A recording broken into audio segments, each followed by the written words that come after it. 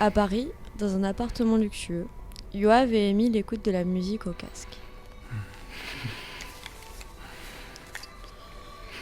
L'un à côté de l'autre, ils se regardent, se sourient et rient.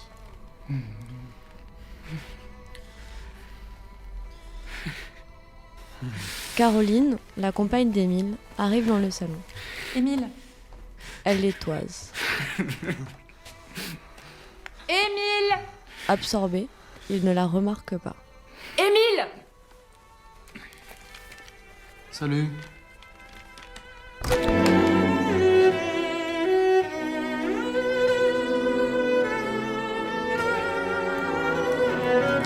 Elle éteint et rallume l'interrupteur. La lumière clignote frénétiquement.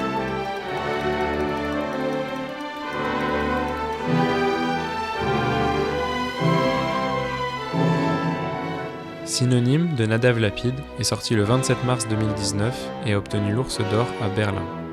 Louise Chevillotte interprète Caroline, Tom Mercier joue Yoav et Quentin Dolmer incarne Émile. Bonjour à tous et bienvenue dans ce deuxième épisode des Rosalie. Alors c'est un épisode un petit peu exceptionnel puisque on a l'équipe des Rosalie au complet, chose qui n'arrivera à mon avis peut-être plus jamais. Donc on va en profiter pour faire un petit tour de table et présenter un peu tout le monde. Bonjour Lola. Bonjour Théo. Bonjour Félix. Bonjour Théo. Et bonjour Cassandre. Bonjour Théo. Alors pour cet épisode exceptionnel, un invité exceptionnel. Bonjour Quentin Dolmer. Bonjour. Eh bien, bienvenue Quentin, merci d'avoir accepté l'invitation d'être dans ce deuxième épisode des Rosalie. Merci de m'avoir invité. Peut-être comme première question, est-ce que tu veux bien revenir sur ton parcours, nous présenter un peu comment tu es devenu comédien ? Alors, j'ai toujours voulu faire ça.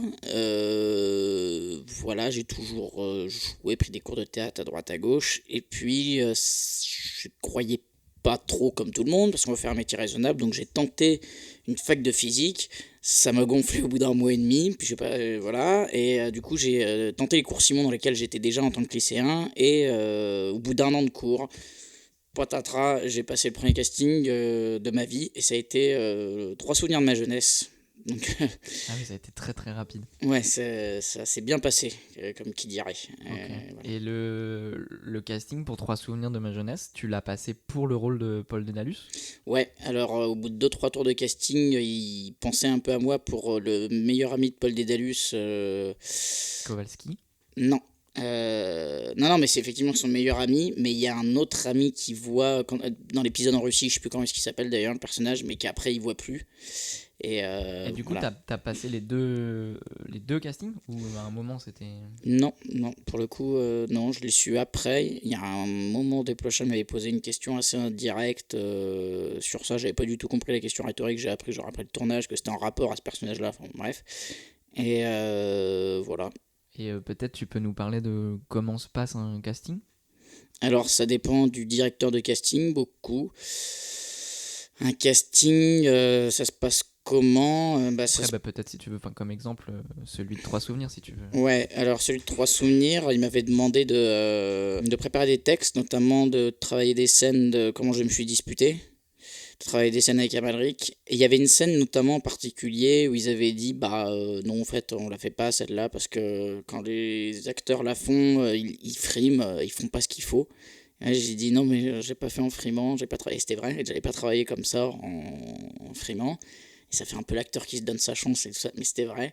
Il a bien voulu m'écouter et je l'ai fait du coup à ma manière. Et c'est 3 semaines après que du coup ils m'ont rappelé.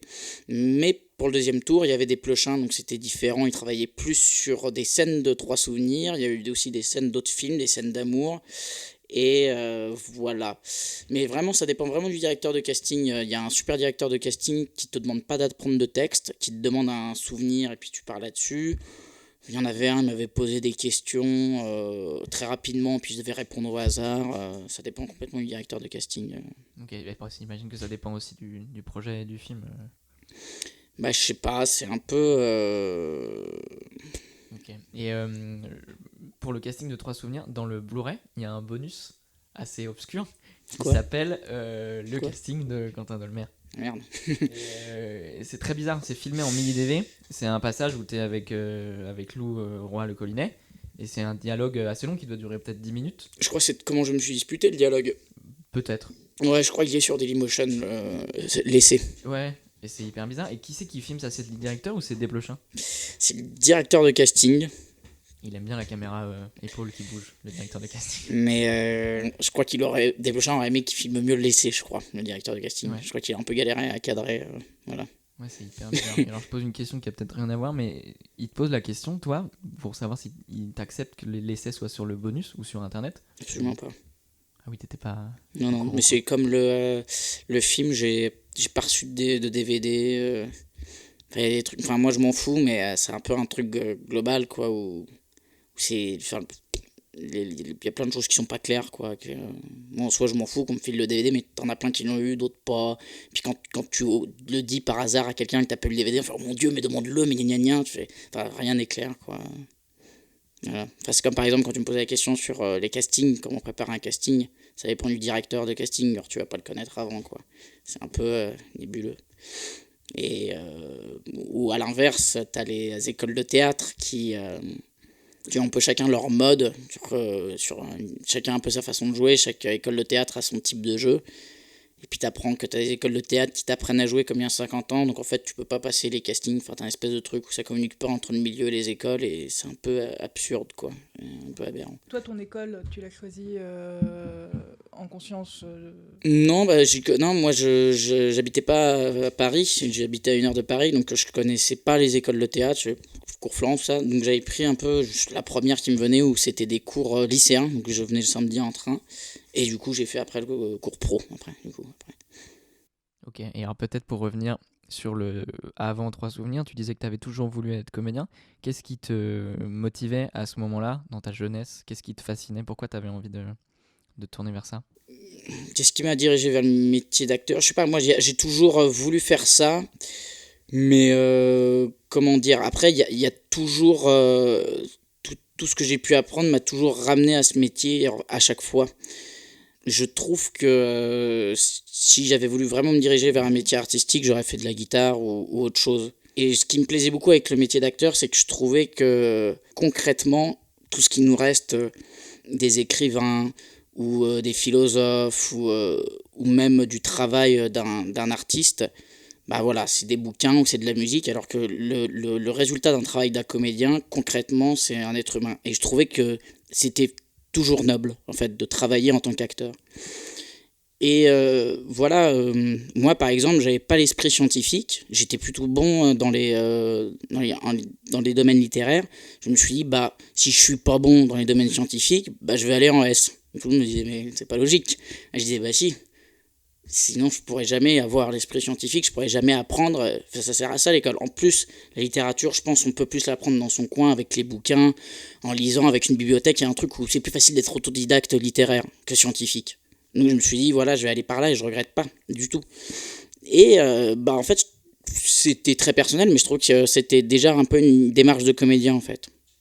Et pour en revenir un peu sur ce qu'on disait sur les directeurs d'acteurs, sur les directeurs de casting, où c'est jamais très clair ce qu'on te demande de travailler, où il n'y a pas d'accord tacite entre les écoles et le milieu, c'est que la responsabilité de l'acteur et le travail de l'acteur, je trouve qu'en France, il n'est pas très clair. Le professionnalisme, il n'est pas très clair, quoi. Et pour en revenir à Desplechin et au cours Simon, le lien qu'il y avait entre les deux, c'était les mots. C'est que les cours Simon, c'est une école qui est beaucoup concentrée et centrée sur les auteurs, et donc sur les mots, et donc sur porter le texte. Et le cinéma de Desplechin, c'est un cinéma de dialogue, beaucoup. Il y a de la nourriture, il y a du travail dans les dialogues, quoi. Voilà. Ok, et les cours Simon, c'est une école d'acteurs, mais c'est plutôt théâtre, c'est pas du tout tourné cinéma? Si, c'est très théâtre, c'est peu cinéma.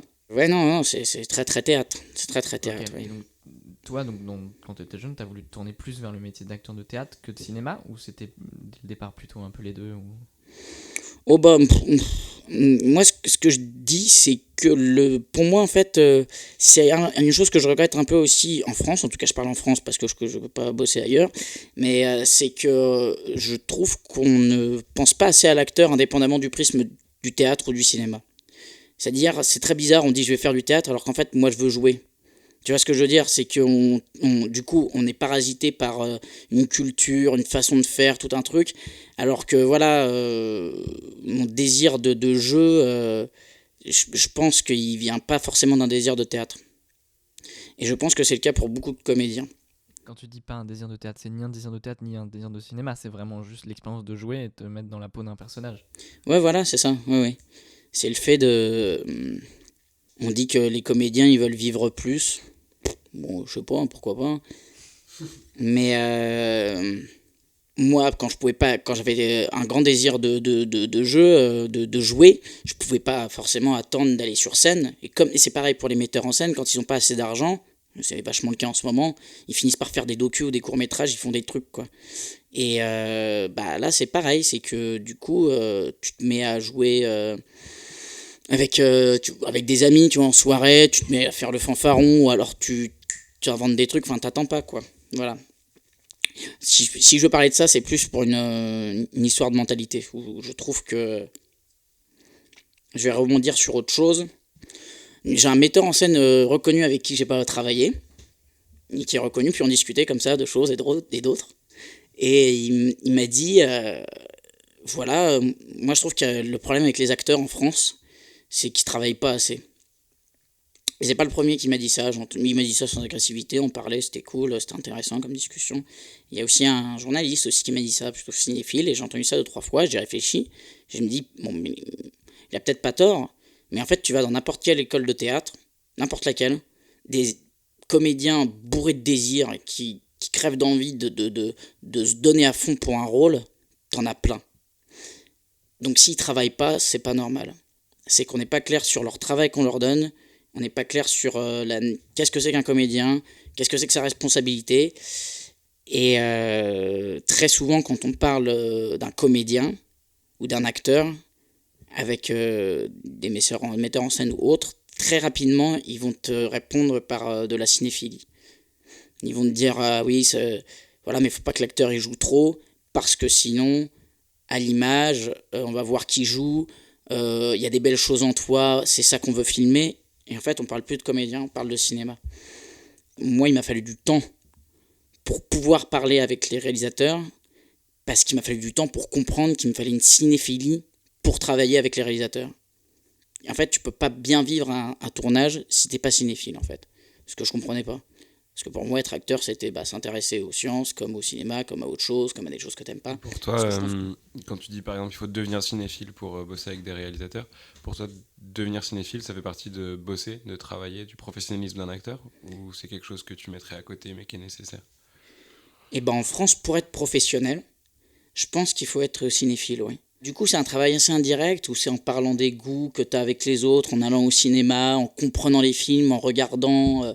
C'est un truc assez abstrait, en fait. Notamment, il y avait un journaliste qui m'avait posé la question, et je lui avais dit un truc comme ça. Moi, je me disais que simplement, être acteur, c'était devenir le personnage.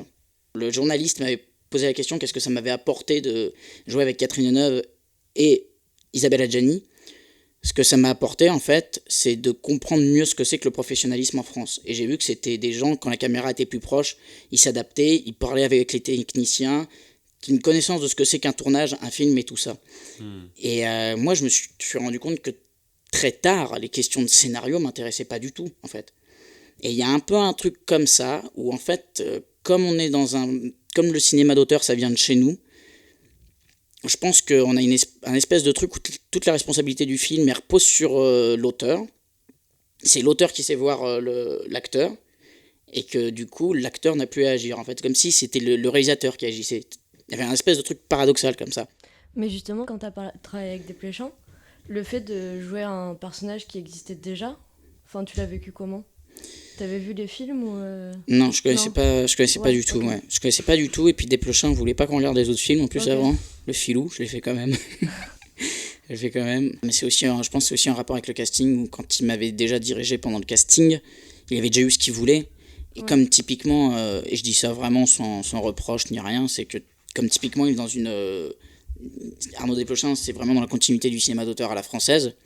C'est typiquement le réalisateur qui prend toute la responsabilité du film sur lui, quoi. Donc il s'agissait pas de... Voilà, il m'avait vu, il savait où est-ce qu'il allait m'emmener, et c'est normal, c'était mon premier film, j'avais aucune expérience, évidemment, c'est lui qui allait prendre la responsabilité. Oui, donc Paul Dédalus, c'est pas un personnage que tu essaies de recréer, c'est vraiment Desplechin qui le crée à travers toi, quoi.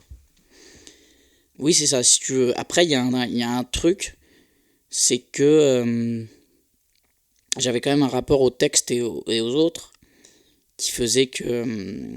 Voilà, j'avais tout mon rapport au jeu qui se faisait que par le texte. Donc, je pense qu'il avait un plaisir comme ça de voir un acteur se concentrer uniquement sur le texte. Voilà, après c'est un peu compliqué parce que je pense que les premiers rôles que tu as au cinéma te ressemblent un petit peu. Donc c'est comme si, disons que ce serait un travail malgré moi, quoi. Ok, donc Paul Dédalus jeune, c'est toi, jeune. Non, parce que j'ai aussi beaucoup de choses qui ressemblent pas, mais oui, j'ai des amis qui disent que voilà, ça leur ressemble. Ma mère, elle m'avait dit, putain, c'est toi et en même temps, c'est pas toi. Et c'est drôle parce que je trouve que quand on découvre Trois souvenirs, on a l'impression plutôt que tu as été vachement infusé par le travail de Amalric qui a été fait avant toi. Ah, ça, c'est drôle, ça. Ouais. Mais alors ça, c'est très drôle parce que j'ai vraiment eu deux réactions. Moi, j'ai des gens qui me disent putain, c'est pas du tout, je sais pas pourquoi il t'a pris, ça ressemble pas du tout à Amalric, et d'autres qui, comme toi, disent oui. Bah, je trouve que ouais, il y a toujours le même phrasé un peu dans les films de Desplechin, que ce soit toi, Louis Garrel ou Amalric, vous avez vraiment le même phrasé alors que en soi ils parlent pas de la même façon normalement. Non, mais je reviens au fait que la responsabilité qu'on donne à l'acteur n'est pas claire du tout. C'est que je l'ai absolument pas travaillé, ça. C'est-à-dire qu'en fait, c'est le cinéma de Desplechin qui est comme ça. D'ailleurs, tu mets un peu n'importe quel acteur à dire les phrases. On me dit, mais comment vous faites pour dire les dialogues de Desplechin ? Desplechin, il parle comme ça, il suffit de le regarder. Donc il y a un truc où c'est Desplechin qui a créé, en fait. C'est pas... Moi, en casting, plusieurs fois, et ça, je trouve ça assez déstabilisant quand même, on m'a dit... Ouais, mais le texte, dis-le comme dans le Desplechin, avec ta diction, avec ta manière. Ou alors des fois, j'ai voulu faire d'autres choses. On m'a fait, non, mais t'éloigne pas de toi, fais toi-même. Alors c'est quand même un comble, on est quand même dans un pays où les acteurs se jouent tout le temps eux-mêmes. Je pense que ça fatigue les spectateurs, les metteurs en scène, comme je disais, ont l'air d'être fatigués par ça. Et je suis pas sûr que les acteurs soient satisfaits par ça aussi. Enfin, c'est hyper bizarre la situation dans laquelle on est. Et même les directeurs de casting, enfin, il y a un moment en fait où personne ne sait ce qu'on veut de l'acteur, quoi. Alors qu'un acteur, précisément, c'est quelqu'un qui peut potentiellement... Enfin, ça a du temps, un acteur, quoi. Potentiellement, enfin, les acteurs américains, je sais pas pourquoi on pense pas assez à Philip Seymour Hoffman ou à Daniel Day-Lewis, je dis pas... Mais voilà, alors sans parler de ces grands acteurs-là, on a Alex Lutz dans Guy Jamais.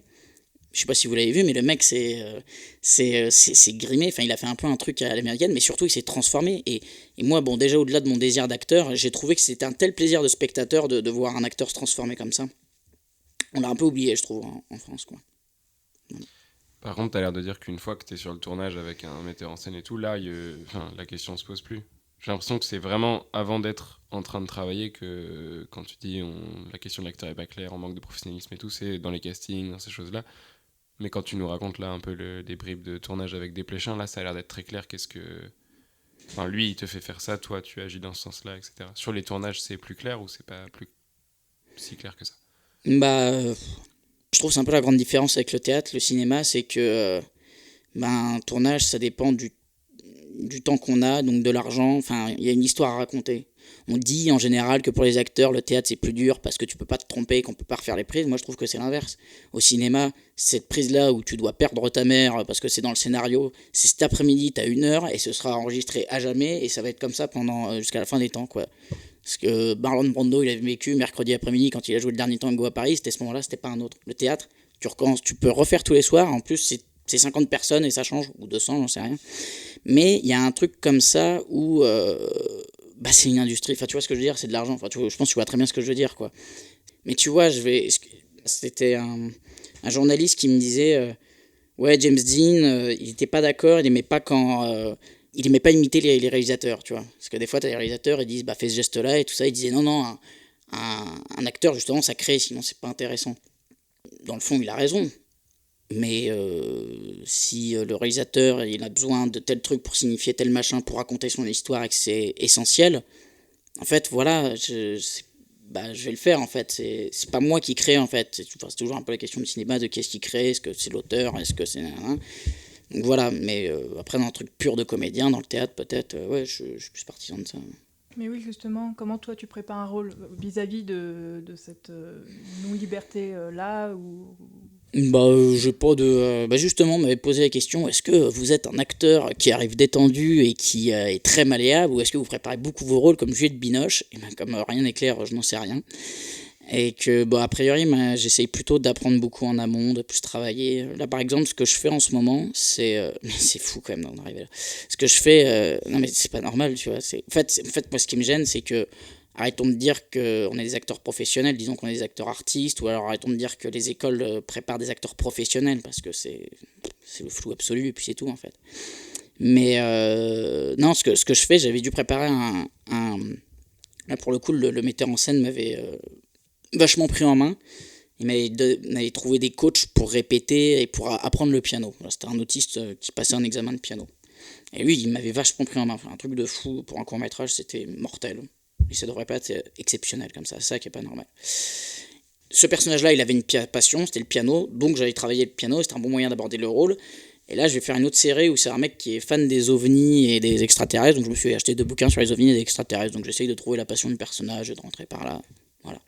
Mais c'était Desplechin qui parlait des acteurs-auteurs, c'est-à-dire des acteurs qui ont leur propre façon de travailler, qui ont leur propre style de jeu, leur propre façon de travailler. Mais voilà, à partir du moment où tu es auteur, c'est à l'échelle d'une personne, et c'est pas à l'échelle d'un groupe, donc c'est pas professionnel. Mais il y a cette idée dans ton travail de devenir le personnage un peu dans la vie, ou de s'en rapprocher dans la vie, pour être tout le temps un peu le perso, comme ça c'est le fantasme, mais c'est le fantasme. C'est le fantasme, enfin, au bout d'un moment... Enfin, c'est ce que je dis, c'est que quand on parle des acteurs, je dis, c'est qui ton acteur préféré? On te sort De Niro, on te sort, je sais pas, Jean-Pierre Léo, on te sort...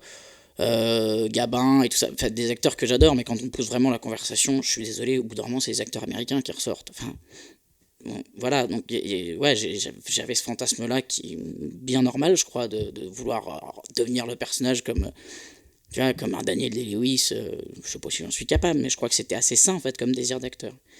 Donc bon, quand tu te rends compte que c'est pas du tout comme ça que ça fonctionne, Mais est-ce que du coup tu penses qu'en France il y a ce truc de le casting, c'est 50% de la direction d'acteur? Ah ouais, je pense. Ce truc de si on te prend toi, c'est parce qu'il y a ce truc de tu dégages ça, du coup t'es déjà un peu le perso tout le temps, puisqu'il y a toi quoi dans le personnage.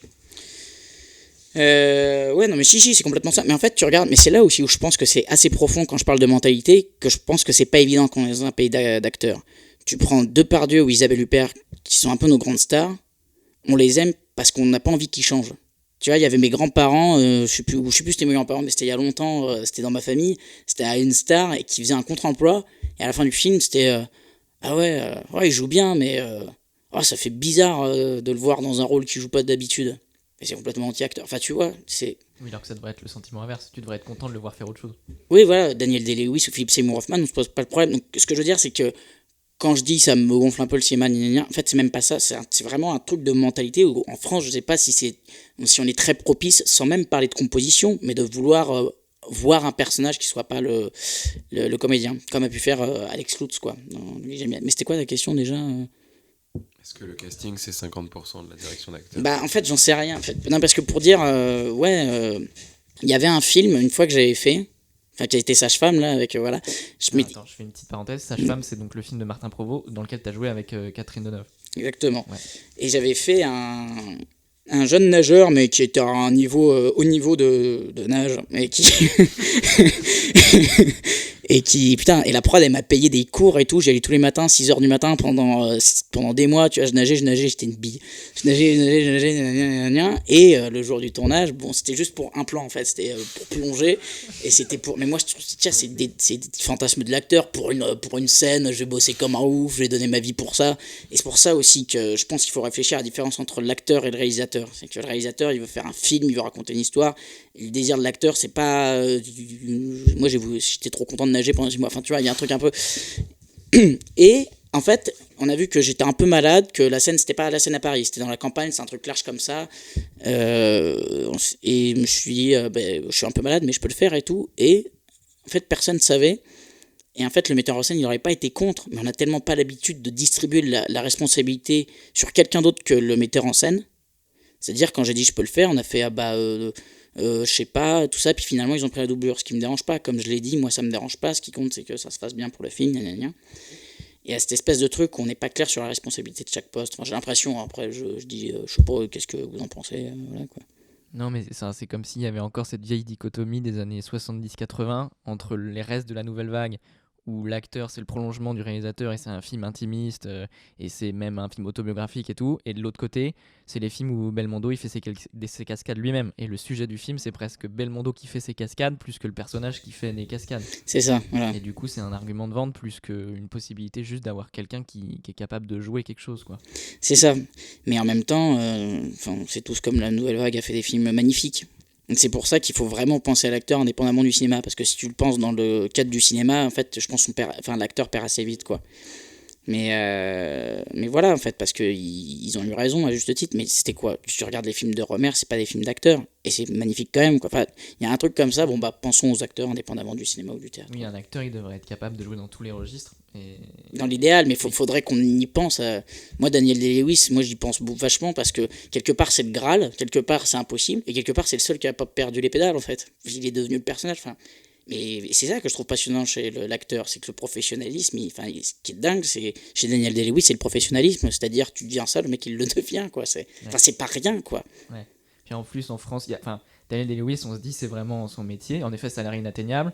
Et en France, les idées d'acteurs qui rentrent tellement dans le rôle, on pense à Patrick Devers et des gars comme ça, et ils en sont morts, quoi. Oui, voilà. J'ai l'impression qu'en France, oui, voilà. Et puis t'en as, oui, effectivement, où t'as beaucoup ça, où on dit ouais, mais la méthode d'acteur studio, ça les rend complètement névrosés, ils deviennent complètement fous. Je sais pas si en France, on s'inquiète tellement plus de la santé mentale des acteurs, tu vois. Non, mais tu vois, moi, le nombre de. Enfin, tu vois, des fois, on dit ah là, c'est un acteur, il joue plus avec sa folie, mais vous vous foutez de moi, en fait. La différence entre un acteur professionnel et un psychopathe qui a des différentes personnalités, bah, c'est le professionnalisme, en fait. C'est ça la différence. Enfin, c'est scandaleux, en fait, de dire il joue avec sa folie. Bah non, c'est pas professionnel de jouer avec ses problèmes mentaux. Enfin, il y a un truc, ça va pas. Puis après, on fait oui, mais c'est de l'art, il y a pas de souci. Mais enfin, n'importe quoi. Hein. C'est filmé, puis on vend ça à 12 € la place dans une salle de cinéma pour voir des gens fous, en fait. C'est hyper bizarre. Bah, en fait, en soi, ce serait pas un problème si le professionnalisme était clair. En fait, pourquoi pas, hein. Mais il y a une espèce de truc où soit c'est des surhommes, Adjani, Amalric et tout ça, soit il n'y a pas d'entre-deux, en fait. Tu vois, parce qu'effectivement, professionnalisme chez les grands, ça n'a pas de sens de parler de professionnalisme quelque part chez, je sais pas, chez Desplechin, ou effectivement, ou un grand metteur en scène, bah, ça devient le 7e art, effectivement, et quand il y a de l'art, bah, ça devient débile de parler de professionnalisme, enfin, il y a un truc comme ça. Mais du coup, on n'a pas, c'est l'entre-deux qui manque, en fait. Et quelque part, enfin, il y a aussi un truc qui m'énerve, c'est quand on dit, ah là, on a une génération d'acteurs où il n'y a plus de Belmondo, il n'y a plus de Gabin, il n'y a plus de... Bah oui, mais en fait, donnez-nous un travail plus clair aussi. Et puis voilà, il y a aussi un autre truc. C'est un métier où il faut être vivant. Et Enfin voilà, peut-être paraître une connerie ce que je veux dire, mais avec les portables et tout ça, je veux dire, on est un peu plus dans l'errance, quoi. On n'est pas très présent, quoi. C'est une époque qui est dure psychologiquement, mais on n'est pas dans le vivant. Bon bah qu'est-ce que c'est d'être acteur à notre époque? C'est peut-être pour ça qu'il n'y a pas des gens aussi en vivant qu'un Patrick Devers ou qu'un Depardieu. Enfin, c'est con, hein. Et quand on me dit...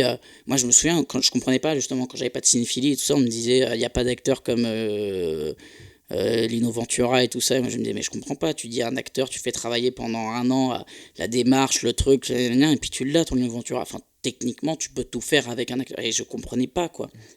Et est-ce que tu penses qu'au théâtre, c'est plus simple parce qu'on joue souvent des pièces de répertoire classique et que du coup les auteurs sont morts et que tu joues une autre époque et que du coup tu es obligé de te plonger dans cette autre époque, et est-ce que c'est plus clair au théâtre sur ça? Alors je sais pas, parce que j'ai pas assez joué au théâtre. Puis je peux pas parler au nom de tous les comédiens quand même, parce que je dis des trucs. Sûr, mais... Non, j'en sais rien, je sais pas, parce que t'as aussi beaucoup... le théâtre, t'as beaucoup le truc où t'as beaucoup plus en plus de caméras sur les scènes, enfin t'as beaucoup plus le théâtre qui essaye d'aller vers le ciné. Je pense aussi qu'on est dans un truc où le théâtre français, t'as beaucoup de théâtres qui sont rachetés par les mêmes mecs, t'as beaucoup de projets qui arrivent pas à se monter parce que c'est pas les potes et tout ça. Je crois que c'est beaucoup plus compliqué de faire... Enfin globalement c'est très compliqué de faire ce qu'on veut, que ce soit au cinéma ou au théâtre. Non, ça je sais pas, j'arrive pas trop à me rendre compte. Je manque d'expérience, mais globalement, je pense que ça ferait du bien de partir du comédien pour créer, en fait. Parce que voilà, c'est pareil, il y a un truc qui est un peu bizarre, c'est pour donner un autre exemple, mais quelque part en France, on a souvent un jeu naturaliste, enfin je sais pas ce que vous en pensez, mais on va pas au fond du naturalisme comme les Américains. Quand tu dis naturalisme américain, tu as un film en particulier ou quelque chose? Non, je pense à l'acteur, c'est-à-dire que tu as le personnage, lui, il va aller jusqu'au bout du naturalisme, c'est-à-dire à prendre le verre comme le personnage, tu vois. Oui, en fait, tu dis que quand on filme Robert De Niro dans Taxi Driver, Hmm. on filme plus Robert De Niro, on filme le personnage. un mec qui est en train de conduire un taxi, quoi. Ouais, voilà, c'est ça que je veux dire, ouais. Et oui, ce que je voulais dire, c'est que, oui, voilà, donc c'est un métier vivant, et que, bon, d'accord, ne nous occupons pas du vivant et préoccupons-nous du personnage, et voilà, comme d'avoir un mec qui conduit un taxi, et voilà. De la façon de parler d'un mec qui conduit des taxis depuis des années et tout ça. Ou alors, allons carrément dans le vivant, comme Sarah Bernard, il y a 50 ans et tout ça, ce qu'on ne veut plus. Donc du coup, en France, on ne veut plus faire le truc hyper vivant et peut-être un peu plus superficiel d'il y a 50 ans, et en même temps, on va pas complètement de naturalisme.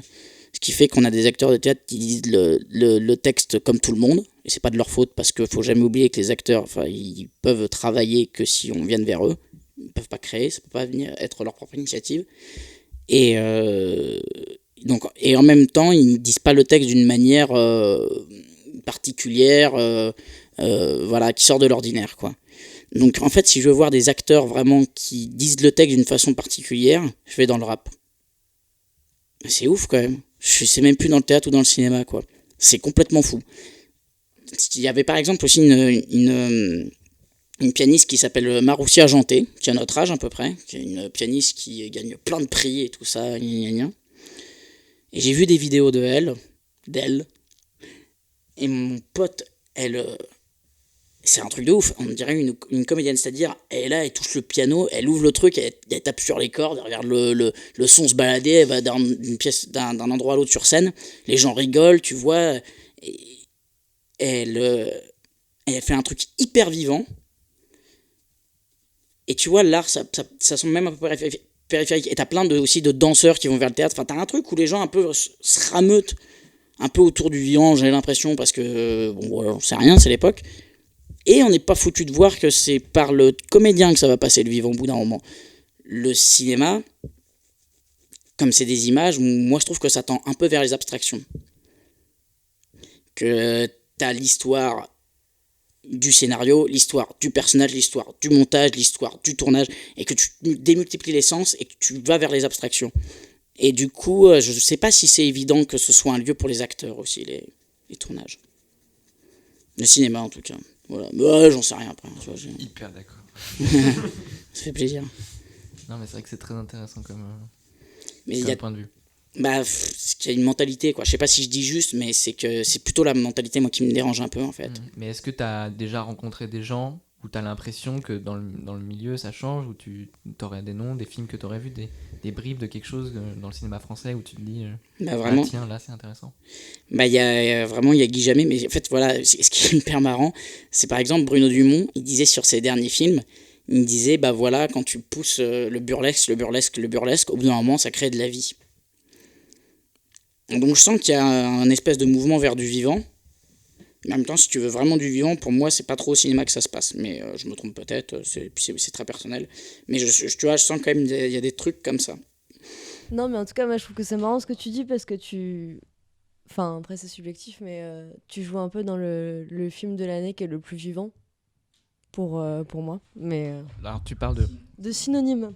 Synonyme, ouais, ça c'est... Mais de toute façon, il le dit, et là, c'est une caméra personnage, enfin, il y a un truc comme ça où il cherche. Parmi les thèmes de synonyme, c'est que Nadav Lapid, je trouve qu'il cherche le concret.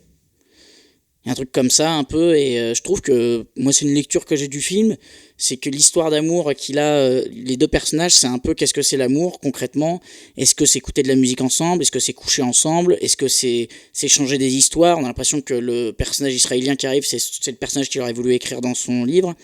Et t'as un peu un truc, qu'est-ce que c'est concrètement l'amour? Et je trouve que c'est des questions de comédien, en fait, le concret, en fait. Moi, il y a un truc qui m'a toujours vachement surpris, c'est quand, après une scène, quel que soit le tournage, on me dise couper, c'était beau, c'était libre, c'était sensible. On te dit ça souvent? Ça c'est quand c'est réussi, donc ça arrive pas, voilà. Mais Ça arrive.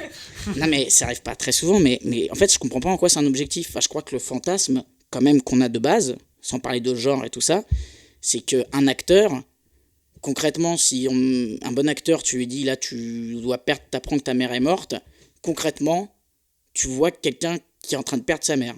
concrètement. C'est-à-dire les questions de beau, de sensible, tout ça, c'est pas vrai, c'est périphérique.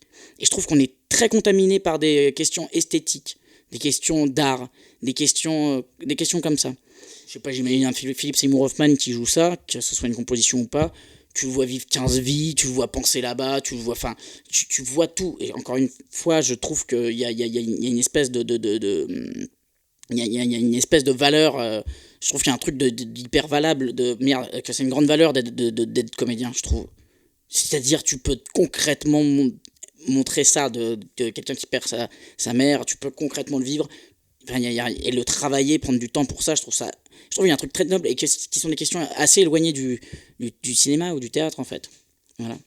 Et je trouve, en fait, surtout que c'est ça qui devrait être le point de départ. Mais ça, c'est personnel, en fait. C'est comme moi, je me suis construit en tant que comédien, que personne, et voilà, quoi. On aimerait en savoir plus sur la direction d'acteur de Nadav Lapid parce que tu joues vraiment pas comme dans les autres films. Non, mais c'est dur. Toi, c'est pas quelque chose que tu ressens sur le tournage en tout cas, que tu fais quelque chose de différent. Bah, non, mais c'est lui qui apporte un truc différent tout seul. Enfin, lui, c'est, voilà, je veux dire, je peux crever tranquille. J'ai joué avec des Pleuchins avec lui. Non, c'est complètement fou, quoi. Moi, je me souviens, dès le casting, j'ai le souvenir d'un mec qui te transperce complètement du regard. Mais Isabelle Adjani avait ça aussi. Quelqu'un pour qui t'as aucun secret, aucun. Et qui t'a vu en entier, complètement. Tout de suite. Enfin, non, mais c'est complètement fou. Mais moi, ce que j'aimais bien aussi avec Nadav, il me parlait beaucoup de non, Émile, il est plus comme ça. Non, faut que tu te rapproches d'Émile. Trouve un geste à lui que j'ai pas vu en France. Bon, peut-être que certains réalisateurs le font, ça dépend de l'auteur, c'est comme ça qu'on fait beaucoup. Mais en termes de direction d'acteur, moi... Non mais le geste c'est intéressant. Oui, c'était ça. Les auditeurs ne pourront pas voir. Description. Je vous fais le bruit. C'est un geste un peu bizarre, tu t'entrechoques les ongles. Oui, c'est-à-dire... J'avoue. J'aurais pas su le décrire. Non, mais c'est un personnage très bourgeois, voilà, noble un peu, voilà. En plus, c'est Nadav, moi j'ai vu faire ça, donc je lui ai dit, ça tient, si je fais ça, il m'a fait oui, c'est bien. et donc voilà. Donc, par exemple, les journalistes, les questions qu'ils me posaient, c'était vous avez pensé à quel acteur Donc effectivement, une fois j'ai pensé à Alain Delon pour jouer ça, peut-être parce que j'avais pensé à Visconti, enfin, dans une logique de cinéphilie, c'est toujours pareil. Oui, alors que c'était pas du tout un tournage qui parlait cinéphilie, t'étais plutôt sur des gestes, Ouais, je sais pas, il est mystique, Nadav Lapid, mais hyper mystique. Par exemple, il y a un moment, je devais prendre le truc qu'on filmait, c'est je prends une tasse de café et je la porte. Donc t'as la caméra qui est bon, voilà, tout va bien. Et putain, le gars, il était en train de diriger parce qu'il dirige beaucoup le caméraman. Merci. Chef opérateur. Et non, il regardait le café, le mec.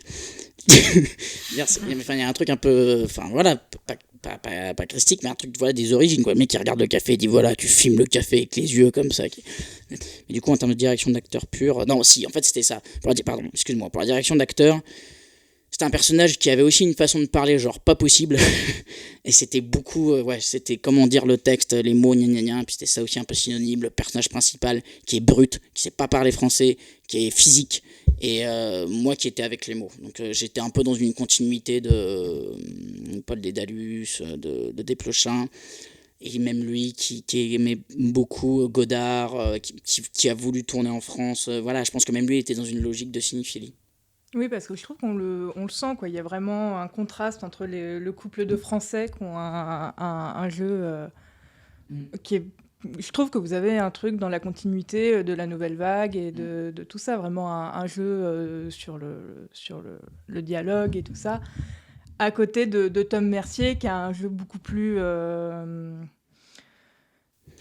physique, ouais. C'est bien brut. Oui, brut, c'est ça. Ouais, je me demandais à quel point ça avait été dit et consentisé non, sur le tournage. Après, il a eu une grande confiance en nous, donc c'était un peu, il nous faisait confiance sur comment est-ce qu'on voulait travailler le truc, quoi. Mais c'est là aussi où j'en reviens à ce que je disais, c'est que comme moi je comprenais pas bien quand il fallait travailler, et puis que je commençais aussi à avoir confiance que le travail il dépendait du temps de tournage et de l'argent et de tout ça, et qu'en fait tout le monde pouvait pas faire ce qu'il voulait en fait. Mais non, j'étais dans les questions justement sur comment travailler ça, quoi. C'était comme je suis encore dans voilà, comment travailler mes rôles, je suis encore là-dedans, mais Voilà, il y a aussi un truc, je lui avais demandé, est-ce que tu penses que c'est une bonne idée si j'écris des nouvelles? Comme lui m'a dit, oui, c'est une bonne idée, fais ça. Donc j'ai écrit des trucs. Mais pareil, c'est parce que tu as aussi un truc où tu as besoin, voilà, le metteur en scène, il a besoin d'avoir ce qu'il lui faut pour son histoire. C'est-à-dire, si je fais un travail invisible, travailler des nouvelles, bah, le réalisateur, il n'en a pas forcément besoin pour raconter son histoire. Mais Voilà. toi, t'en as besoin pour jouer cette histoire? Bah, en fait, c'est plus sur mon désir à moi, sur ce que je veux travailler, sur ce que je veux faire, sur ma responsabilité, sur. Voilà.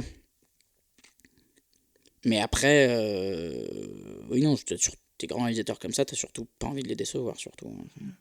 Peut-être sur Synonyme, en tout cas, dans Les Rosalie, on aime bien parler d'une séquence en particulier d'un film. Peut-être sur Synonyme, est-ce qu'on peut revenir avec toi sur la scène où, avec Tom, vous écoutez de la musique et c'est très intense entre vous? Oui. Ouais. On a beaucoup répété celle-là. Et ça, je trouvais ça bien. Parce que, par exemple, Desplechin, il n'aime pas les répètes, faut pas en faire. Ce qui m'a énormément déstabilisé. Mais bon, ça donnait le film que ça donnait. Hein, donc, mais ça, c'était dur à faire pour moi. Quand est-ce qu'on l'a répété? Je sais pas, elle est hyper mystique cette scène. En tout cas, autour de la table, je pense que c'est un peu la scène où on a tous été marqués. Ouais, bah, moi, mes scénarios, enfin, quand j'ai vu aussi, quoi. Je trouvais ça trop bien. Hein. Et typiquement, c'est une scène, tu sais pas trop quand la préparer, donc c'est un truc un peu de foire. Hein.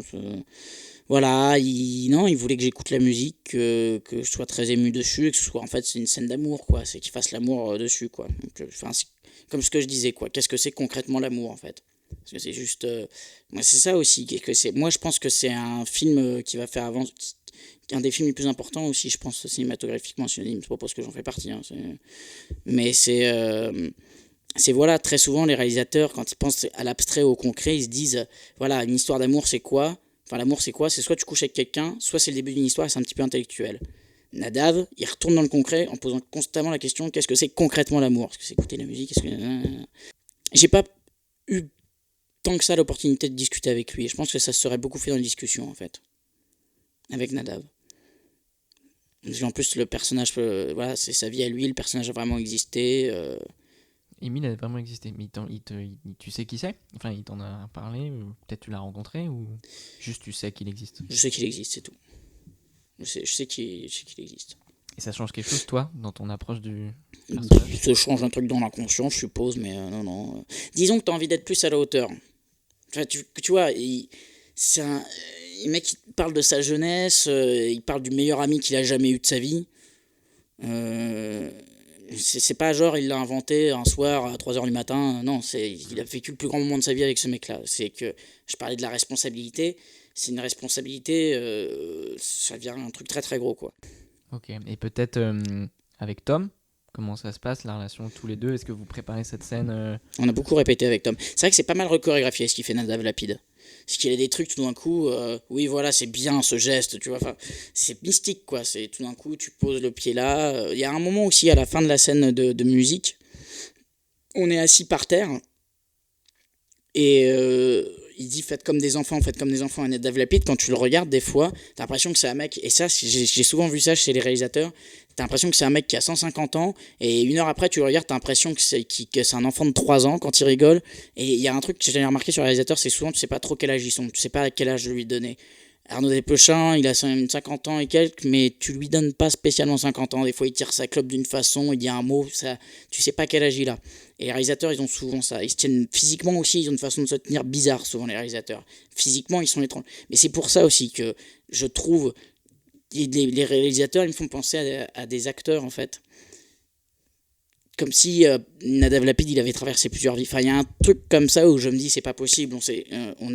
On a changé le travail de chacun. Enfin, il y a un truc chelou, je trouve. Peut-être moi qui pète un peu un plomb, mais il y a un truc comme ça où quand tu vois les grands réalisateurs, tu te dis putain, ils ont beaucoup vécu. Mais peut-être aussi ils sont plus âgés que moi, mais il y a un truc, c'est les acteurs qui doivent beaucoup vivre normalement. Enfin, il y a un truc bizarre, je trouve. Je sais pas, c'est discutable. Hein, je sais pas. Et pour en revenir, ouais. Tu disais ça à partir de. Il vous disait faites comme des enfants. Oui, oui, par rapport à comment est-ce qu'il nous dirigeait. Oui, mais je pense que voilà, Nadav, il est dans un truc aussi de. Je sais pas si moi ça m'avait fait ça pour les autres films de Nadav Lapid, mais après même pour Synonyme, ça dit, mais après avoir vu le film, t'as l'impression que l'ambiance a changé dans la pièce, mais tu vois, l'esthétique c'est pas à l'intérieur de toi, c'est à l'extérieur. Et ben moi, les répètes avec Nadav Lapid, c'était pareil, j'avais pas l'impression de jouer, Mais l'ambiance dans la pièce, elle avait plus rien à voir. Tu fais, mais c'est qui ce mec bizarre? Mais lui, par contre, il y a un truc qui est sûr, c'est qu'il te met dans une espèce d'intensité de jeu. Et même lui, dans son être, il est dans une intensité. C'est-à-dire, quand il te regarde, t'as une espèce de pression. Voilà, c'est ça. Tu vois, quand je parle de concret, voilà, c'est peut-être pas le bon terme, mais d'instant présent, de moments essentiels. Il me parle beaucoup de ça aussi. Voilà, c'est compliqué. J'ai du mal à mettre des mots dessus. Synonyme. Ouais, non, mais t'en parles bien.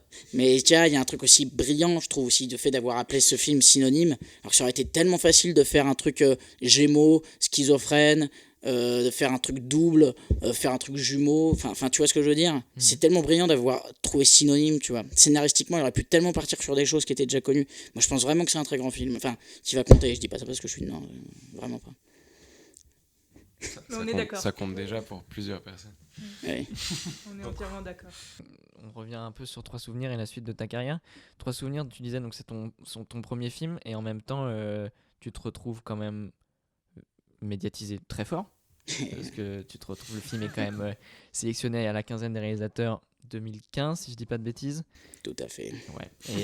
Et en même temps, il y a un peu cette idée autour du film que personne ne comprend trop pourquoi il n'est pas en compète. Donc déjà, avant d'arriver à Cannes, c'est un peu le film dont tout le monde parle. C'est la suite de comment je me suis disputé et tout, donc il y a quand même une petite attente. Comment ça se passe, toi, Cannes, là-bas? En fait, c'est-à-dire, ouais, mais en fait, c'était tellement énorme que, en fait, j'ai même pas le souvenir d'avoir eu des émotions si grandes que ça, en fait. J'ai mis une telle distance avec ce qui m'arrivait. Je pense que j'étais tellement pas capable de gérer que j'en ai pas un grand souvenir. Et peut-être, du coup, sur la suite, tu disais ces histoires de choix et de casting. L'après Trois souvenirs, comment ça s'est passé? Qu'est-ce que tu as fait après comme projet? Alors, après Trois souvenirs, j'ai repris les cours Simon, justement pour terminer une école jusqu'au bout. Après, il y a ma troupe de théâtre qui s'est fondée, Qui s'appelle? la première bande. On les salue. Salut les gars. Et non, et après, voilà, j'ai eu Sage-Femme quand même. J'ai fait des courts-métrages, pas mal aussi. Et voilà, je crois que j'ai continué un petit peu mon groupe de hardcore, mais pas longtemps, Ton groupe d'accord de musique. de musique. Mais bon, voilà, c'était avec des amis, c'était trop loin. Et puis, non, voilà, il a fallu un peu de temps avant de pouvoir retravailler. Et dans les courts-métrages, le travail avec l'acteur et le metteur en scène, c'était différent ou... Puisque c'est des jeunes metteurs en scène et tout, on peut peut-être imaginer une nouvelle manière de travailler. Et non, c'est toujours pareil, ça dépend de l'auteur. Mais c'est parce que c'est aussi pour des raisons économiques, je pense. Hein, c'est que on donne le CNC, c'est la note d'intention de l'auteur. Le producteur, il est chaud pour produire s'il aime bien l'univers de l'auteur. Et c'est très bien, mais du coup, voilà quoi. Mais non, du coup, j'ai eu des choses moins bien. Et puis, j'ai eu aussi des super directeurs d'acteurs et des super projets avec des courts-métrages. Ouais. J'ai eu des trucs hyper bien. Et puis voilà. Mais il y a des gens aussi, quand ils ont ton âge, c'est plus simple de communiquer. Parce qu'il y avait un truc aussi avec Desplechin, c'est que tu es confronté à la culture. C'est-à-dire, le mec, il te dit des trucs. Enfin, non, il te parle de manière assez claire, mais c'est un peu comme si tu étais pris dans la toile de la culture, quoi. C'est-à-dire, il fait des liens avec mille et une choses. Oui, tout a un sens, quoi. Il y a un peu ça, ouais, voilà.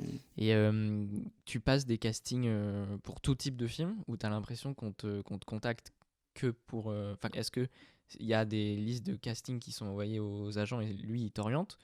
Ou est-ce que c'est plutôt les directeurs de casting qui appellent l'agent? Je sais pas trop. Je crois que c'est les directeurs de casting qui appellent l'agent. Donc il y a un choix qui est fait, une espèce de shortlist qui serait faite en amont, déjà par le directeur de casting. Ouais, voilà, quand je reviens à ce que je disais, quand on aime beaucoup les acteurs et pas assez les personnages, c'est que c'est pas rare que ce soit, enfin à mon avis, hein, mais j'ai appris ça plus tard en plus, mais que faut mieux être bien vu de plusieurs directeurs de casting que d'avoir un agent en fait, tout simplement. Enfin, que d'avoir un agent, sans agent, je sais pas quand je ferai parce que c'est des mecs qui humainement font un boulot fou, voilà. Mais voilà, en termes vraiment d'avoir des rôles et d'être sur des castings, en fait, c'est des directeurs de casting, si t'aimes bien, ils t'appellent, ils pensent à toi, quoi. Mais il y a des directeurs de casting, enfin, c'est des grands aussi, hein, des mecs qui te percent, qui te permettent de trouver ton lieu de jeu, qui font le lien. T'as des grandes personnes dans les directeurs de casting. Alors, à l'ère des réseaux sociaux, il y a aussi... On me contacte pas mal par Messenger ou par mail, et pas mal les Directement courts-métrages. toi, du coup. Directement moi, ouais. Bah ouais, parce que je suis tapé Quentin Dolmer sur Facebook et tu me dis, bah ouais, mais c'est comme ça. Tu sais qu'on est très écouté, hein. Tu vas recevoir plein de messages. Mais en fait, j'ai pas besoin de l'annoncer, les gens le savent déjà, en fait. Enfin, ceux qui veulent vraiment, en fait, ils trouvent... Non, mais c'est vrai, en fait, parce que c'est là aussi où j'en reviens à remettre l'acteur un peu au centre, parce que...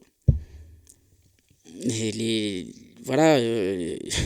Moi, j'ai mes amis qui sont pas cinéphiles, j'en parle de Louis Garrel, Mathieu Amalric, qui n'ont aucune idée de qui ils sont, et c'est pas eux qui sont pas cultivés, en fait. C'est que maintenant, la célébrité, ça n'existe plus tellement, mais qu'en plus, tu as les Instagrammeurs qui... le concept de célébrité, de à qui je vais parler, tout ça, je pense que c'est des questions... Et puis ça réduit encore plus la frontière entre le personnage et la personne réelle. Les Instagrammeurs, on a l'impression que c'est vraiment eux, alors qu'ils doivent jouer des rôles aussi.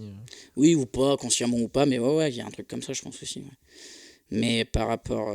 tout ça pour te dire que c'est même pas en le disant là que... les gens viennent déjà vers moi, ceux qui ont envie de venir, en fait, par Messenger. Mais voilà, donc j'essaye j'essaye de tout lire au maximum, de garder la tête froide, de voir si ça m'intéresse ou pas. Pareil, c'est fou, ça aussi. Mais il faut du temps avant de savoir lire un scénario.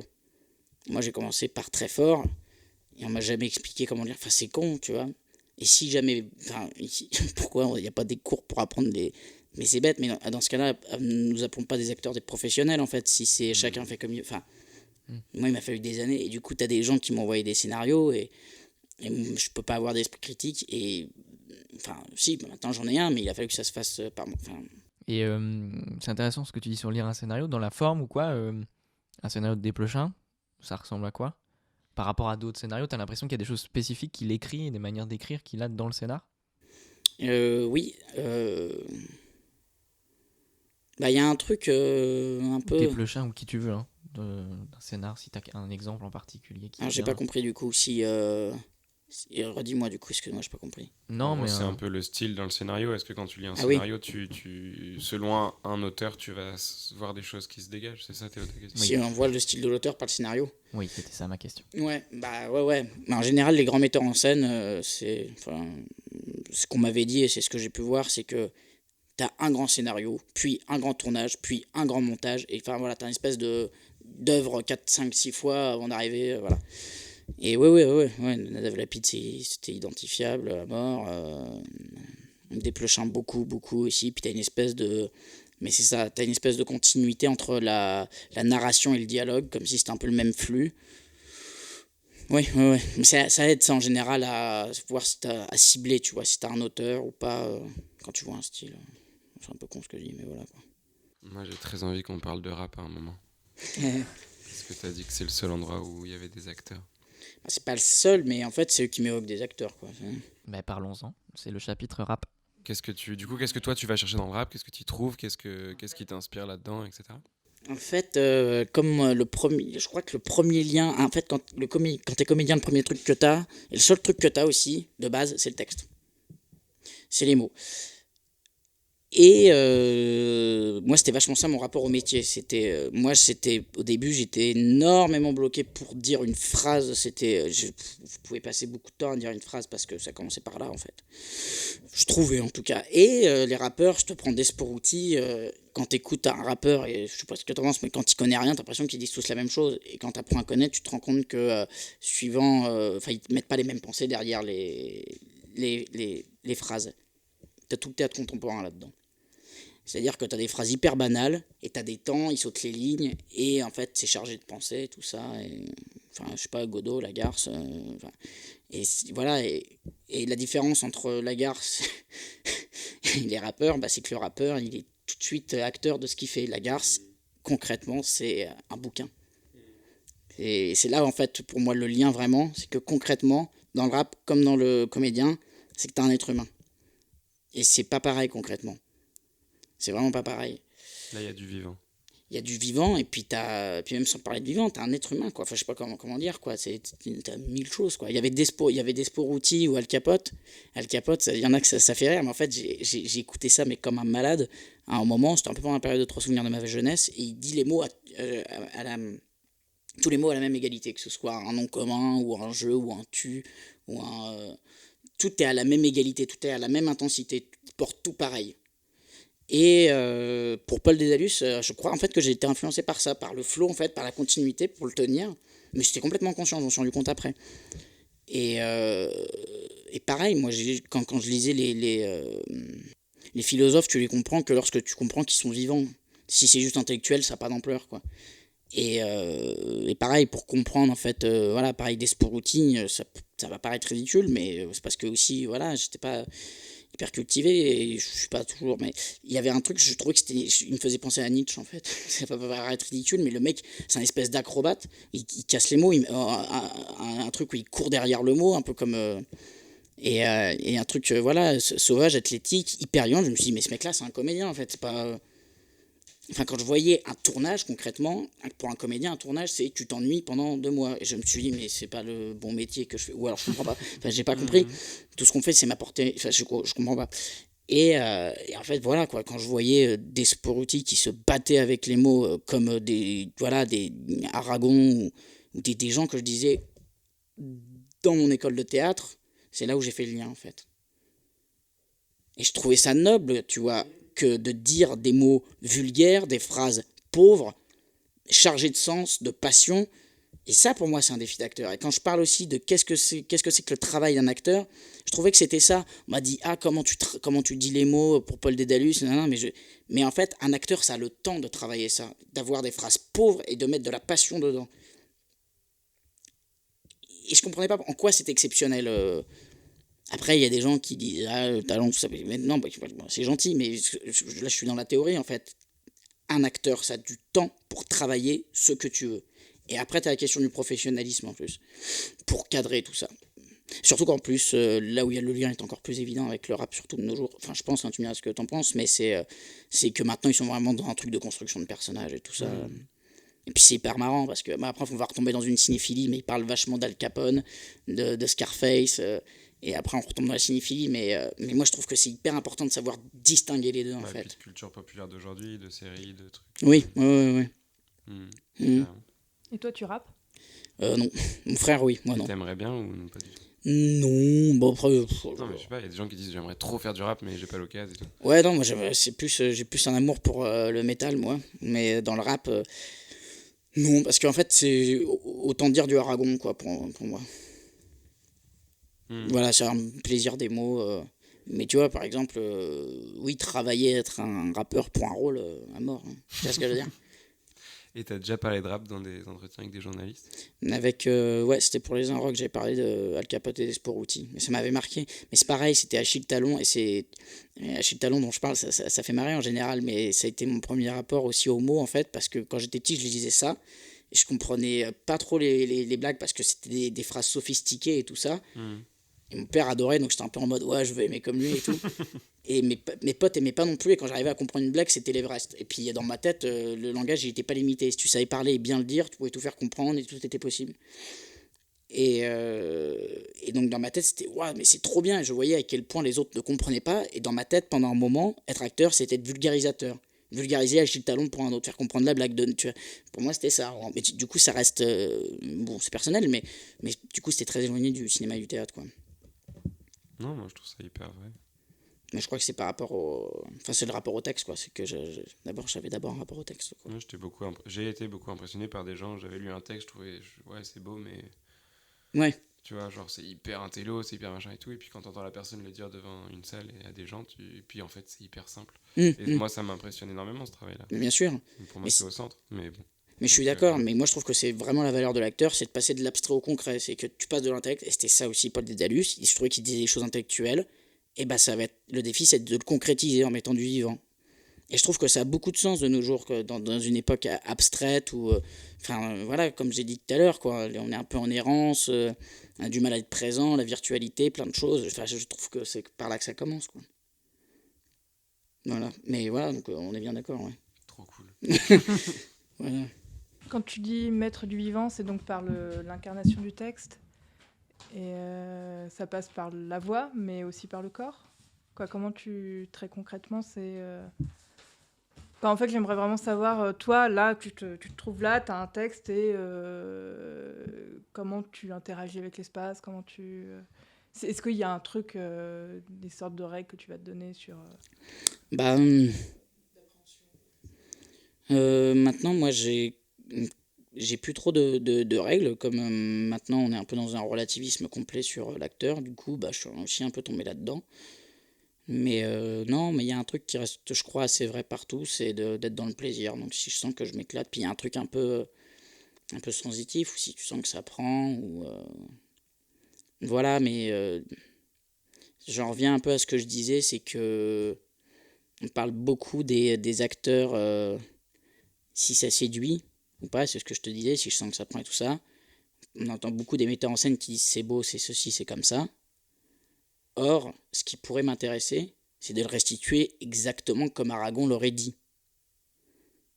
Et le beau et tout ça, ça vient après, je m'en fous en fait. C'est, voilà. Mais ça, voilà, c'est typiquement quelle est ma responsabilité en tant qu'acteur. Est-ce que j'ai la responsabilité de faire Aragon, de faire du beau, de séduire mon auditoire, d'impressionner, d'être aussi dans un truc naturaliste où je pars de mes émotions, hein. Voilà, typiquement, je sais plus, mais... Je m'en profite pour rebondir. Tu t'essayes de... Donc ton travail, c'est de te dire comment Aragon l'aurait dit, c'est ça ? Mais quand tu... Moi, je pense qu'il faut... Il y a un truc où... bah, ça, c'est un espèce de fantasme, quoi, mais... Parce que, enfin... Il y a un ami qui m'avait dit... Ah bah, il m'avait dit ça de manière hyper évidente. Il m'avait dit, ah bah oui, quand t'es acteur, t'as un problème avec la jouissance, tu veux plus jouir que les autres. Et ça m'est resté en tête. Et en fait, il a raison, en fait. Quand t'es sur scène, ce que tu veux, et c'est ça quand vraiment un acteur, en tout cas sur scène, hein, en tout cas, quand il est vraiment dans un truc de puissance et qu'il est en jouissance et qu'il donne, et voilà. Et effectivement, il y a une phrase très bête, mais très vraie, c'est un acteur, faut que ça joue. Et ce qui est vrai, mais ce qui m'ennuie, c'est que du coup, on réfléchit plus à ce qu'un acteur, ça travaille. Moi, j'ai des exemples en tête d'avoir déjà entendu. Par exemple, je sais que chez moi, j'ai L'étranger lu par Camus. Ouais. Ça m'a pas touché pour un sou, mais pas du tout. Oui, mais non, mais quand je dis, c'est pas le faire comme Camus. Non, mais c'était... Oui, non, mais cela dit, je comprends ce que tu veux dire. En fait, pour moi, il y a un truc d'époque où Apollinaire, il l'écrit, ça existe, tu vois, mais quand il le déclame pour le faire comprendre à son époque. Oui, voilà. Il a une manière de parler qui correspond à l'époque, tu vois. Et plus tard, il y aurait une autre manière pour qu'on le comprenne peut-être mieux ou que ça passe au plus grand nombre. Tu parlais de transmettre. Ouais. Mais ce qui serait intéressant, moi je pense, ce serait de se mettre dans l'état au moment où Aragon ou Albert Camus l'a écrit. C'est-à-dire qu'au moment où il le déclame, il est écrivain, il n'est pas acteur, et donc il le déclame mal ou pas bien, ou pour son époque. Et c'est là où, par exemple, des Daniel Day-Lewis ou d'autres vont se renseigner comme des oufs sur comment est-ce qu'on se tenait, comment est-ce que la voix sortait à cette époque-là, et qu'après ils vont se mettre dans le flux du texte à ce moment-là, dans comment est-ce qu'il l'a pensé, dans la bonne impulsion. Et moi je pense que c'est possible ça. Peut-être si une question concrète sur un tournage, si dans la prise, quand la prise se termine, t'as conscience, toi, si c'était bon ou pas, ou des fois, par exemple, est-ce que si le metteur en scène dit ok c'est bon, on passe à autre chose, est-ce que ça peut t'arriver de te dire non mais moi j'aimerais en refaire une, par exemple, ou est-ce que t'es complètement abandonné au réalisateur, tu lui fais complètement confiance et tu...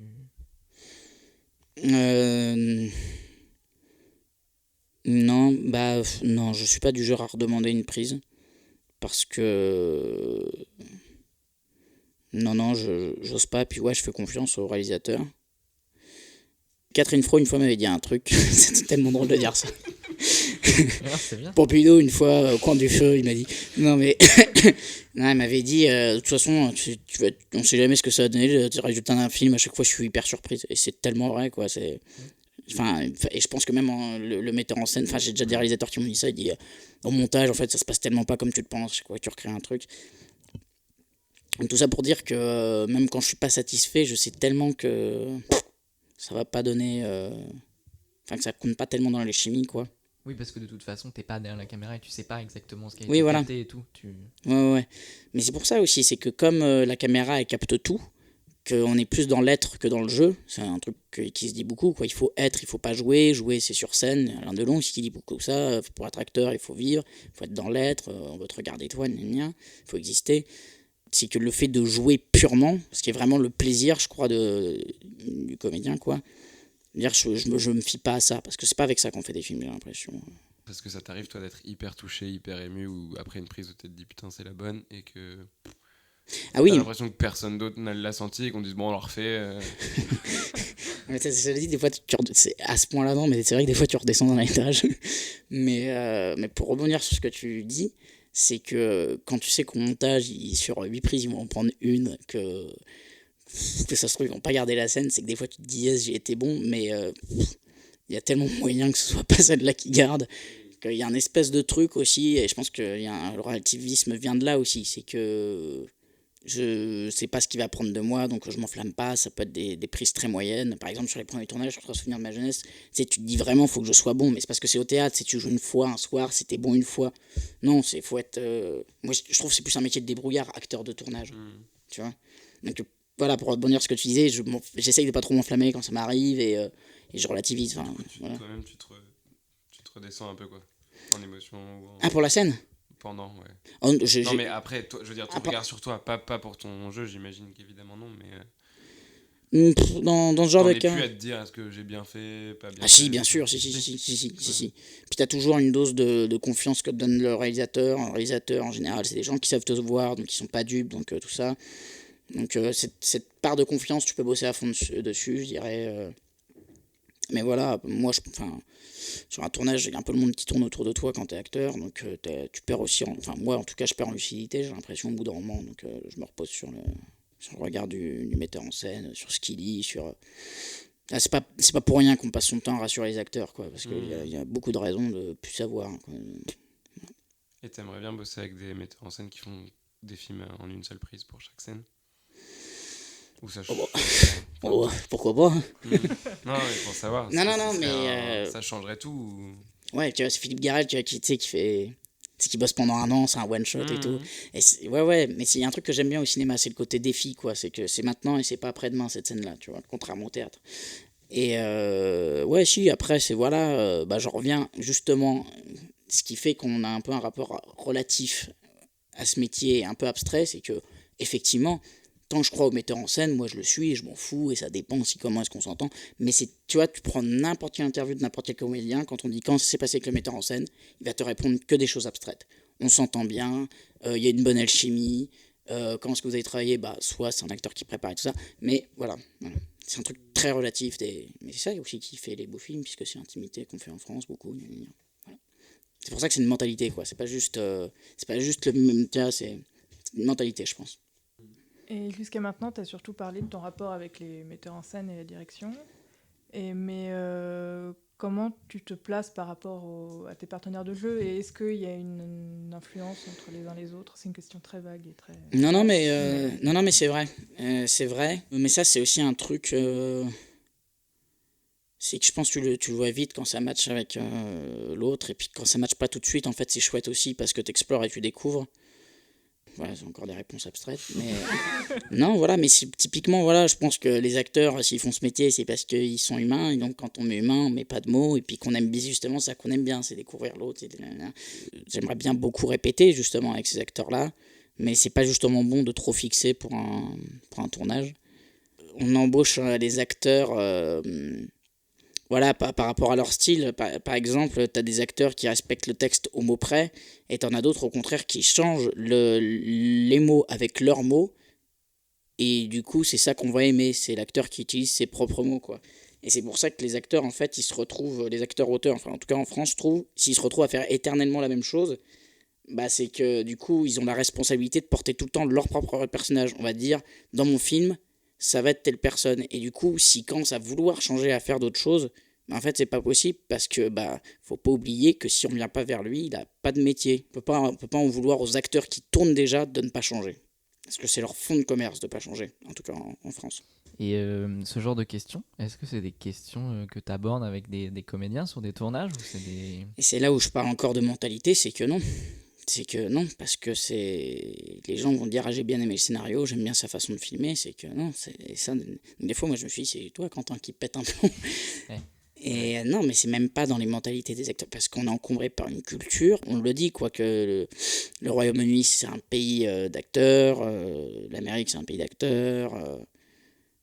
T'avais Audiard qui avait dit ça, on sentait un peu pas qu'il râlait contre les acteurs français, mais il disait sur son dernier film, il disait ah là là, avec les acteurs américains, tu vois le personnage se dresse devant toi dès le premier jour.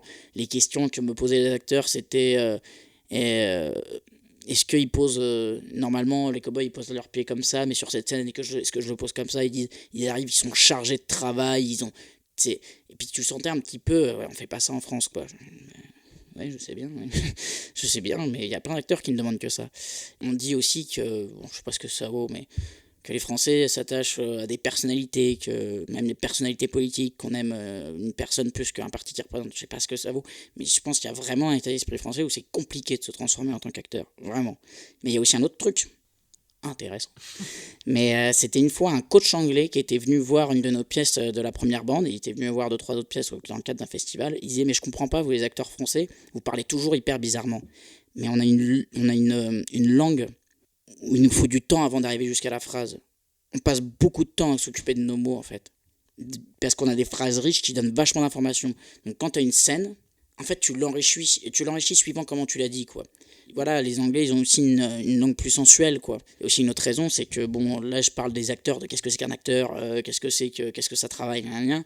Au bout d'un moment, en fait, on tombe dans un tautologisme, dans un truisme, dans un pléonasme. C'est-à-dire, Daniel Day-Lewis, quand il reste 2 mois dans la forêt pour préparer le rôle d'un Indien, bon, bah, c'est pas le fait qu'il soit comédien qu'il est devenu indien, c'est le fait qu'il soit... Enfin, je veux dire, tu mets un boulanger, tu lui demandes de faire la même chose, il a le rôle aussi. Enfin, tu vois ce que je veux dire? C'est qu'au bout d'un moment, tu tombes dans un tautologisme, quoi, sur comment jouer, qu'est-ce que c'est qu'un acteur et tout ça. Donc c'est aussi parce que la discussion, au bout d'un moment, elle aboutit nulle part. Mais oui, en tout cas, oui, les acteurs, moi, je vois pas d'acteurs parler de ça, oui. Mais aussi parce que tu travailles que par les metteurs en scène. Tu n'existes que par les films. Donc forcément, tu parles de films. Peut-être parce que tu avais joué dans Le Redoutable. Tout à fait. Une petite scène. Et en effet, là, Louis Garrel, il crée un personnage à partir de Godard, mais il crée quand même un personnage de A à Z. Et ça fait plaisir. Ouais. Il change entièrement sa manière de marcher, d'être, de parler et tout. Et justement, c'était peut-être avec lui, est-ce que tu aurais pu en parler sur son rôle-là en particulier? Non, mais j'ai fait vraiment qu'une journée, enfin j'ai fait 2 heures, quoi. Non, effectivement. C'est très très court. Hein. Ah ouais, j'ai fait... Ça c'est marrant, ça, au cinéma. Vous avez joué dans le film? Ouais, je suis passé 2 heures. J'ai fait coucou, je connais le nom de personne. Non, effectivement, c'est vrai que j'en ai pas parlé avec lui, ouais. Je sais pas si tu as lu un bouquin qui s'appelle Faire un film de Sidney Lumet. Non. Et en fait, c'est un bouquin, bon alors c'est un peu une bible pour moi, je l'ai prêté à peu près peut-être 7-8 fois à des gens.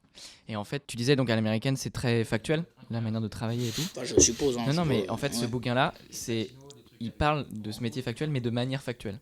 Et là où il raconte surtout le truc intéressant du travail avec l'acteur, c'est que pour lui, tout passe par la répétition. Et notamment, pour lui, il y a 3 semaines de répétition. Une première semaine où c'est hyper limpide, le comédien est vachement dans la réaction au texte et c'est super et ça se passe bien, il y a plein de choses super qui se passent. La deuxième semaine de répétition, on refait exactement la première, du coup tout le monde est déçu, ça devient beaucoup moins bien, c'est une catastrophe, tout le monde est déprimé et tout. Et la troisième, ça devient des automatismes, tout ça est complètement intégré et là on arrive à l'apothéose complète où genre les comédiens ont intégré tout ça et ça ressort complètement en eux. Et pour le tournage, c'est de l'horlogerie quoi. Il dit c'est la scène 2B. Et les comédiens, ils l'ont déjà répété 15 fois, ils sont dedans, ils sont dans le moment et ils donnent beaucoup plus que ce qu'ils auraient donné que s'ils avaient découvert la scène là. Je te le prêterai après le podcast, je pense que ça va te ouais, carrément. Mais après, passionner. Pour mieux me faire comprendre, c'est que c'est pas forcément que je trouve ça mortel de travailler comme Sidney Lumet. C'est une autre manière de faire. Mais voilà, c'est une autre manière, quoi. Et c'est juste que nous, on est tellement préoccupés d'esthétisme que ça n'arrive jamais, quoi, de travailler comme ça. Voilà. Mais on dit souvent aussi des acteurs américains que... Enfin, si en France, on faisait un film avec des extraterrestres, ce serait pas crédible. Que aussi, on se dit, c'est des acteurs américains, ils voient des extraterrestres arriver, on y croit. Alors que si c'est des acteurs français qui voient une soucoupe volante, c'est genre Louis de Funès et les extraterrestres, quoi. C'est pas... On a l'impression que c'est pas crédible. Ouais, non, mais en fait, c'est... Quelque part, on parle que de création et en même temps, on ne parle jamais de création. Enfin, c'est complètement dingue, quoi. Et puis dans ce cas, faites travailler des acteurs français comme des acteurs américains. Enfin, tout est possible. Enfin, j'en sais rien. En plus, ce que je trouve toujours un petit peu déstabilisant avec le cinéma, c'est quelque part, le cinéma, c'est... je sais pas, on va arrêter la Nationale 12 pendant 13 heures pour pouvoir faire la scène qu'on veut. Et par contre, sur ce qu'on vient de dire, ça travaille pas dessus. Donc, c'est comme si tout était possible, en même temps, pas du tout. Voilà, quoi. Et c'est marrant, par exemple, qu'il n'y ait pas plus de discussion sur... comment faire des films en s'éloignant d'une mentalité ou de je sais pas comment dire, quoi. Si je dois travailler, ne pas travailler à Paris, mais travailler là-bas. Et comment faire ça économiquement, enfin, tu vois. Sortir de la cinéphilie, c'est ça, quelque part. Oui, en fait, oui, t'as raison, c'est ça que je veux dire. Alors, il y a un autre truc, je voudrais juste rebondir sur un truc, c'est quand tu parlais de Brando, il y a aussi un truc où faut qu'on arrête un peu enfin, pas qu'on arrête, mais de fantasmer sur les grands acteurs hyper libres, comme Brando qui se barrait d'un tournage et tout ça, ou Depardieu aussi, parce que maintenant, enfin, moi je pense que de nos jours, c'est plus trop possible, quoi, enfin, moi je le sens quand je passe des castings, faut que je sois bon dans les premières prises. Si je suis bon au bout de la 6e, 7e, je sais que ça fait chier, parce qu'il n'y a plus d'argent, il n'y a plus assez de temps, quoi. Donc des acteurs comme Brando qui se barrent et après on va le chercher de l'autre côté de la planète parce que c'est lui la star et que c'est lui qui va ramener les gens, bah pas du tout. Donc quand j'entends aussi des gens qui disent on n'a plus des acteurs comme avant, bah l'acteur libre et sauvage, on n'a pas le temps les gars. On n'a pas le temps. J'ai déjà du mal à payer tout le monde. Tu vois. T'as dit plusieurs fois dans la discussion qu'on a eue que t'avais pas de cinéphilie. Et on a l'impression que c'est quelque chose de très récent chez toi et que t'as amorcé quand t'as compris que ça faisait partie du métier d'acteur. Ouais.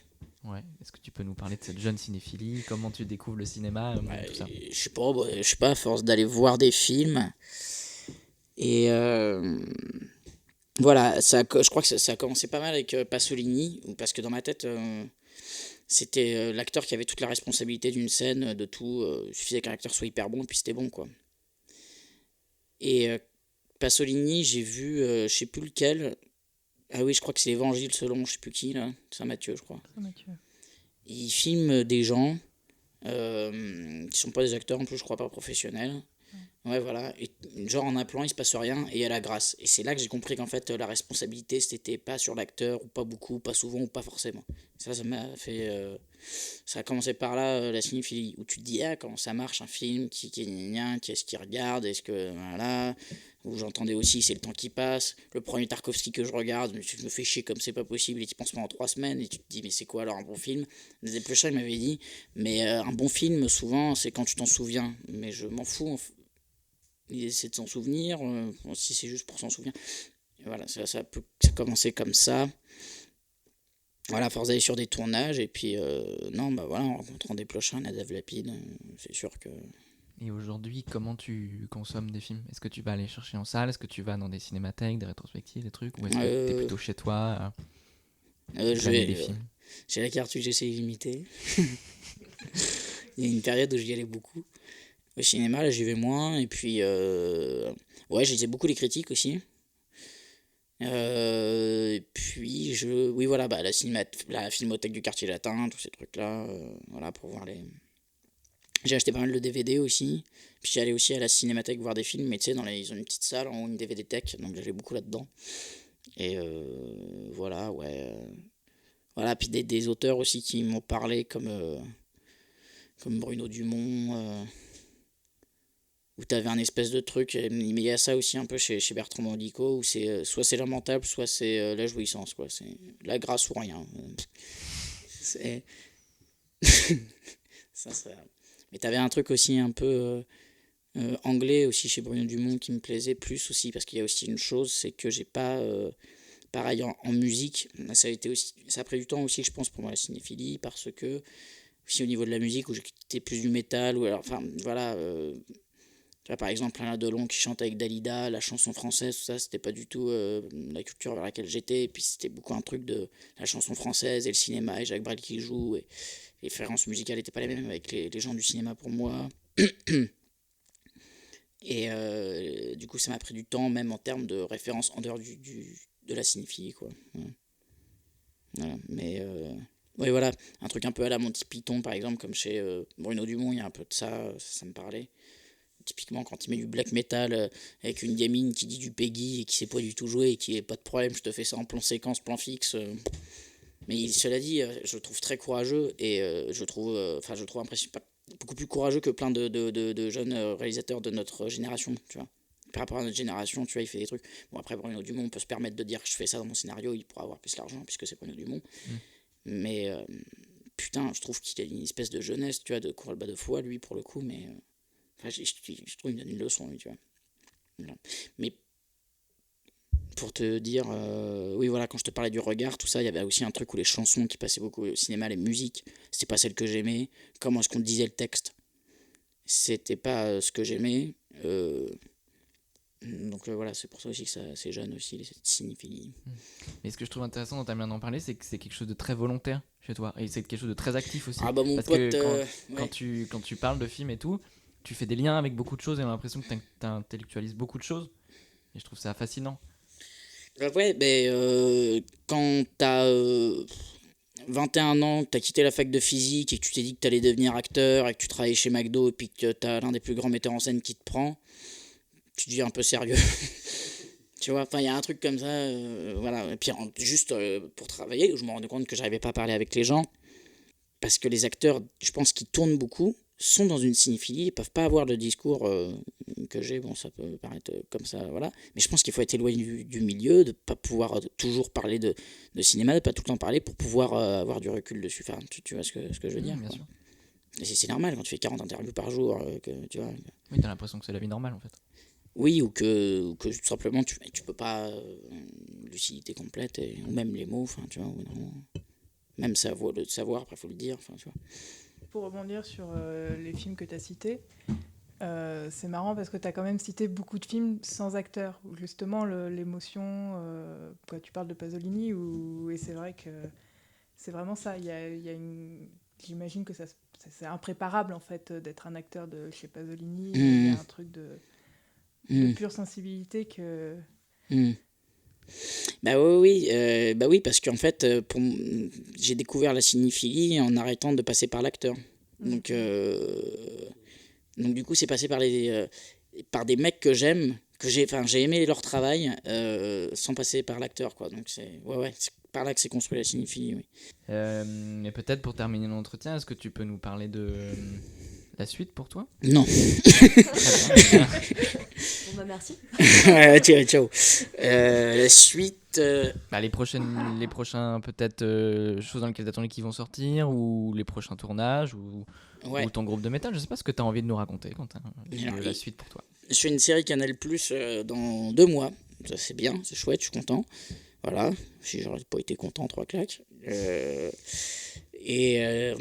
Voilà, qui s'appelle OVNI, voilà, qui se passe dans les années 70, qui est plutôt sur un ton comique et c'est hyper chouette. Je sais pas trop si j'ai le droit d'en parler, donc je peux pas vous dire le nom des acteurs. Et j'ai beaucoup de premiers films, ou même de seconds films d'ailleurs, qui n'arrivent pas à se financer. J'en ai au moins 6 ou 7, mais c'est pas exceptionnel en fait. Je vais avoir un film qui va sortir où j'ai un tout petit rôle, un film de Arnaud Viard, qui s'appelle Je voudrais que quelqu'un m'attende quelque part, avec Jean-Paul Rouve, Alice Taglioni, Benjamin Laverne et d'autres. Voilà, j'ai un tout petit rôle, je sais pas trop quand est-ce que ça va sortir, mais ça devrait pas trop tarder. J'ai ma troupe de théâtre et qui pour le moment on fait pas grand chose. Mais on faisait le misanthrope de Molière au Théâtre El Duende pendant cet hiver dans le cadre d'un festival. Voilà, ça devrait peut-être être repris. Ok, écoute, ça me paraît bien comme actualité. Merci beaucoup, Quentin. Mais merci à vous.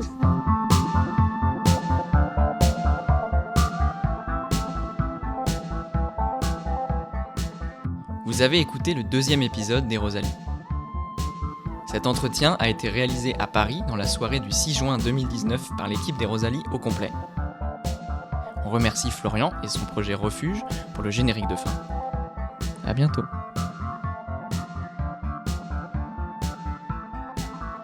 Et comme disait Jean-Luc Godard, rien ne vaut les pas de bolo.